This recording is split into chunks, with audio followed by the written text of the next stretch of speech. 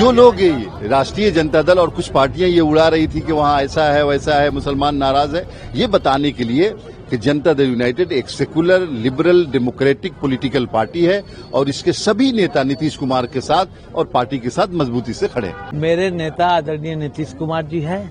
नीतीश कुमार जी का जो भी सुझाव था वो उन्होंने दिया और मैं नीतीश कुमार के साथ खड़ा हूँ।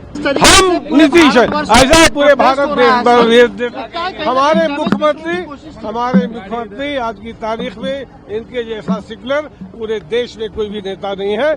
वक्फ संशोधन विधेयक 2025 ने बिहार के मुख्यमंत्री नीतीश कुमार की टेंशन बढ़ा दी है। दरअसल हो कुछ यूं रहा है कि जब से संसद के दोनों सदनों में वक्फ संशोधन विधेयक पास हुआ है उसके बाद से ही जेडीयू के अब तक करीब 7 ऐसे मुस्लिम नेता हैं जिन्होंने इस्तीफा दे दिया है। अब भले ही बिहार में जल्द ही चुनाव का आगाज हो जाएगा और इसी के साथ ही अगर देखें तो नीतीश कुमार की टेंशन इसलिए बढ़ रही है क्योंकि एक के बाद एक तमाम जो मुस्लिम नेता हैं वो पार्टी से इस्तीफा दे रहे हैं। इसके बावजूद नीतीश कुमार जो है बड़ी मजबूती के साथ प्रधानमंत्री मोदी के साथ खड़े नजर आ रहे हैं। जिस तरीके से प्रधानमंत्री मोदी की जो सरकार बनी है वो कहीं ना कहीं टीडीपी और जेडीयू के गठबंधन से बनी है, एनडीए की ताकत की वजह से बनी है और इसी ताकत को दिखाते हुए नीतीश कुमार नजर आ रहे हैं। इस बीच पार्टी में कई सारे ऐसे भी मुस्लिम नेता हैं जेडीयू के जिन्होंने बकायदा ये क्लियर कट बोल रखा है कि चाहे कुछ भी हो जाए वो नीतीश कुमार के साथ खड़े हैं और कई मुस्लिम नेताओं ने तो यह तक कह दिया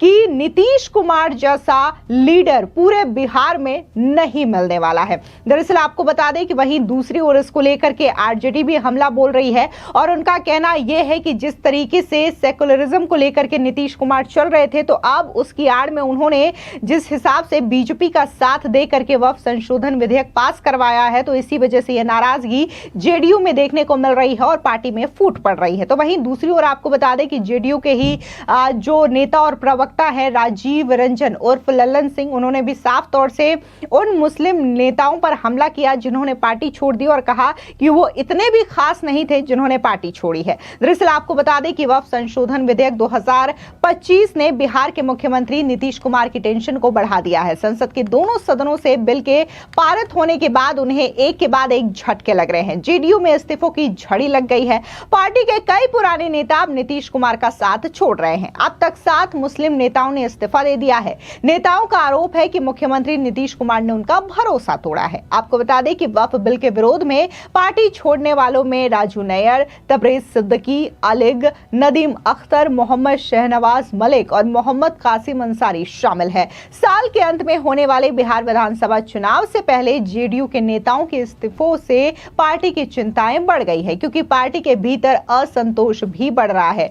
अब जिस तरीके से भले ही ये असंतोष की स्थिति बढ़ रही हो लेकिन पार्टी में दूसरी ओर ऐसे भी मुस्लिम नेता हैं जो इस वक्त भी नीतीश कुमार के साथ मजबूती से खड़े नजर आ रहे हैं और उनका कहना है कि कुछ भी हो जाए हम नीतीश कुमार का साथ नहीं छोड़ने वाले हैं बल्कि हम हर सूरत में नीतीश कुमार के साथ खड़े रहेंगे। सुनिए क्या कुछ जेडीयू के मुस्लिम नेताओं ने नीतीश कुमार को लेकर के कहा है। क्या बहुत स्टैंड क्लियर है कि हमने सारे कंसर्न भेजे थे और जो कंसर्न हमारे माने गए उसको बताने के लिए हम जनता के पास, आप लोगों के पास आए थे और आप लोगों को ब्लैक एंड व्हाइट में एक एक चीज हमारी पार्टी का जो स्टैंड है वो दिया गया है।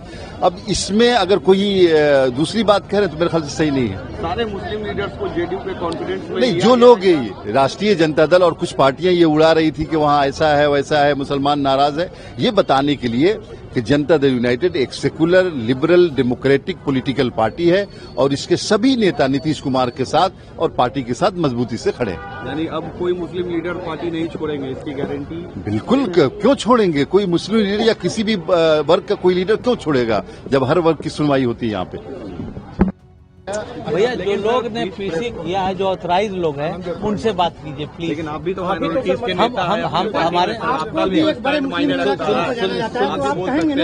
सुन लीजिए मेरी बात, सुन लीजिएगा, सुन लीजिए। मेरे नेता आदरणीय नीतीश कुमार जी हैं। नीतीश कुमार जी का जो भी सुझाव था वो उन्होंने दिया और मैं नीतीश कुमार के साथ खड़ा हूँ। पाक साहब क्या कहेंगे? अरे यार नहीं वो आप लोग से प्रेस कॉन्फ्रेंस में अचानक ही उठ गए, बिना कोई सवाल का जवाब दिए।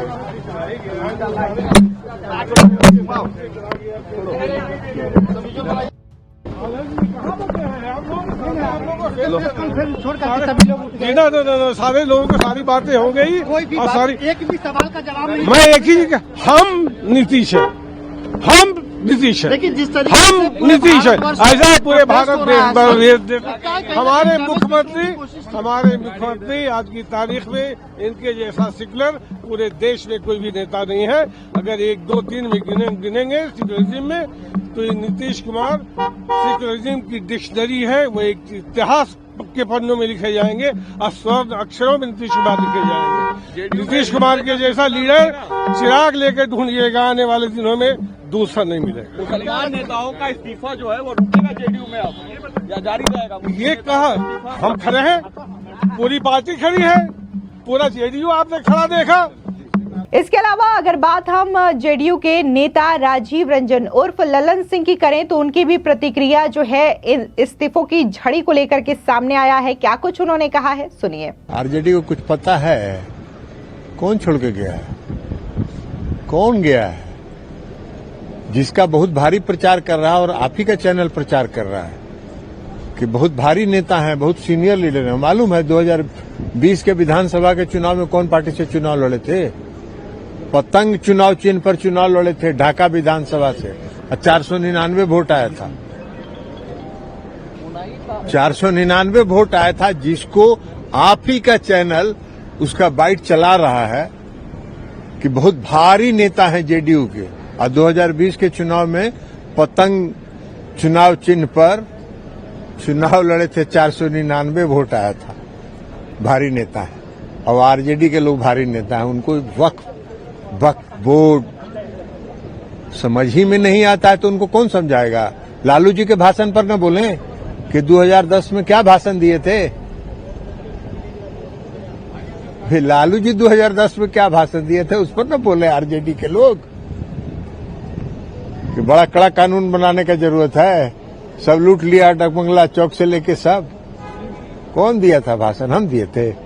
इसके अलावा आपको बता दें कि जहां जेडीयू के नेता इस वक्त नीतीश कुमार के साथ खड़े नजर आ रहे हैं तो वहीं विपक्ष यानी कि आरजेडी लगातार हमले कर रहा है। आपको बता दें कि आरजेडी के प्रवक्ता और राज्यसभा सांसद मनोज झा का बयान भी सामने आया है। उनका साफ तौर से कहना है कि नीतीश कुमार ने कहीं ना कहीं जिस तरीके से सेक्युलरिज्म को लेकर के उन्होंने राजनीति की है तो अब इसकी जो वजह है, जिस वजह से उन्होंने वक्फ संशोधन विधेयक में मोदी सरकार का साथ दिया है, इससे पार्टी में असंतोष की स्थिति हो गई है और तमाम जो नेता हैं वो उनका साथ छोड़ रहे हैं, पार्टी से इस्तीफा दे रहे हैं। सुनिए आरजेडी के सांसद और प्रवक्ता मनोज झा का ये बयान। उस पर मैं टिप्पणी क्या करूं, लेकिन ये एक ऐसा मौका था और मैंने सदन में भी कहा था अपने दल की ओर से, ऐतिहासिक मौका था। कौन कहां खड़ा है ये जानना था। ये बिल एक्चुअली है क्या, इसको समझने 1 मिनट, वो 1 मिनट में अगर बिल को मुझे समझाना हो, एक संस्था और संस्था का चरित्र जिसमें स्वायत्ता थी, उसको आप डॉग विसिल पॉलिटिक्स के उपकरण से, औजार से नष्ट कर रहे हैं।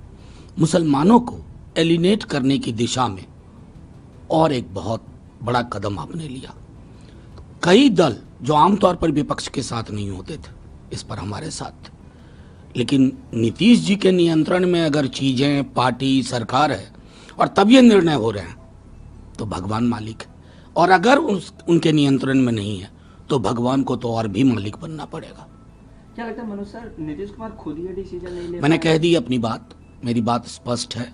अगर उनके निर्णय से ये सब पोजीशनिंग हुई है लोकसभा में, राज्यसभा में, तो चिंता का विषय है, और अगर उनके निर्णय के बगैर हुआ है तो और भी बड़ी चिंता का विषय है। और इसलिए जो इस्तीफे हो रहे हैं, कोई भी किसी दल में वैचारिकी के रुझान के साथ रहता, वैचारिकी गुम, फिर काहे की राजनीति, काहे की समाज नीति। दरअसल आपको बता दें कि जिस तरीके से जेडीयू के जो मुस्लिम नेताओं ने इस्तीफा दिया है, उनमें से एक नेता राजू नैयर ने अपने इस्तीफे में ये कहा है कि वो वक्फ संशोधन विधेयक के लिए जेडीयू के समर्थन में बहुत आहत है। उन्होंने इसे काला कानून बताया जो मुसलमानों पर अत्याचार करता है। उन्होंने कहा कि वक्फ संशोधन विधेयक के लोकसभा में पारित होने और समर्थन मिलने के बाद मैं जेडीयू से इस्तीफा दे रहा हूं और पार्टी की सभी जिम्मेदारियों से मुक्त होने की बात कही है। इसके अलावा तबरेज हसन ने शुक्रवार बुधवार को जेडीयू प्रमुख और बिहार के मुख्यमंत्री नीतीश कुमार को संबोधित कर अपने इस्तीफे में कहा कि वक्फ संशोधन विधेयक के लिए पार्टी के समर्थन ने मुसलमानों का भरोसा तोड़ा है,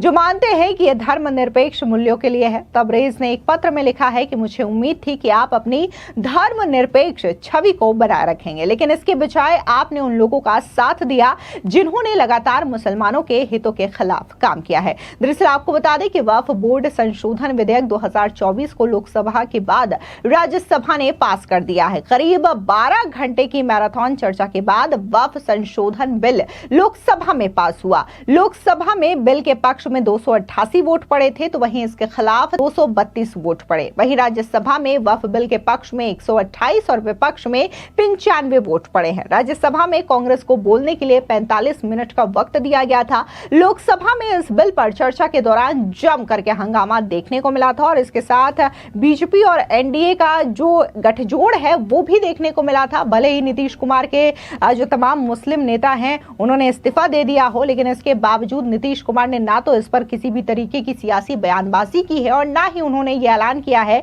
कि वो फिलहाल के लिए बीजेपी का साथ छोड़ रहे हैं, बल्कि वो तो हर इवेंट में कहते हुए नजर आ रहे हैं, चाहे अब कुछ भी हो जाए मैं इधर से उधर नहीं जाने वाला हूं। फिलहाल इस पूरी खबर पर आपकी क्या राय है, कमेंट सेक्शन में जरूर बताएं। धन्यवाद।